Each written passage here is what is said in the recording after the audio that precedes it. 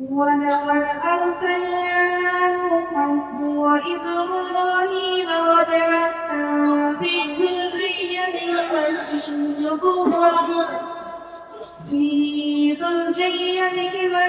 النبوة والكتابة بالكتب هدى وكثير منهم فاسقون وقفينا على آثارهم برسلنا وقفينا بعيسى ابن مريم وأوحينا بعيسى ابن مريم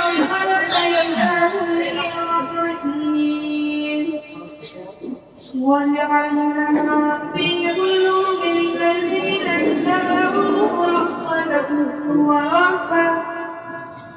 ورهبانية ابتدعوها ما كتبناها عليهم إلا ابتغاء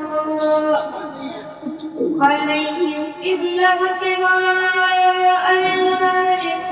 فما رعوها حق رعايتها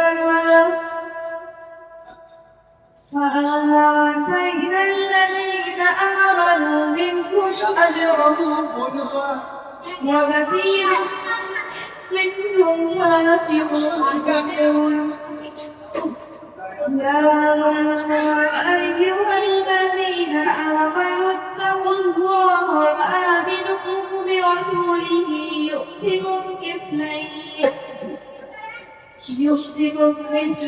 من رحمته ويجعل لكم نورا تمشون به ويغفر لكم والله غفور رحيم لئلا يعلم أهل الكتاب ألا يقدرون على شيء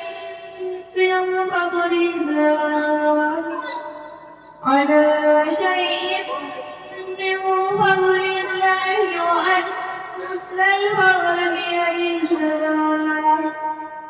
وأن الفضل بيد الله يؤتيه من يشاء والله ذو الفضل العظيم بسم الله الرحمن الرحيم قل هو الله أحد الله الصمد لم يلد ولم يولد ولم يكن له كفوا أحد بسم الله الرحمن الرحيم قل أعوذ برب الفلق من شر ما خلق ومن شر غاسق إذا وقب ومن شر النفاثات في العقد ومن شر حاسد إذا حسد بسم الله الرحمن الرحيم قل أعوذ برب الناس ملك الناس إله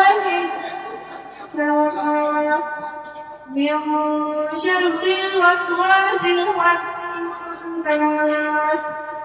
الذي يوسوس في صدور الناس من الجنة والناس صدق الله العظيم اللهم آيس وحشتي قبلي اللهم ارحمني بالقرآن العظيم واجعله لي إماما ونورا ورحمة اللهم ذكرني منه ما نسيت وعلمني منه ما جهلت وارزقني عبادته آناء الليل وآناء النهار واجعله لي حجة يا رب العالمين آمين.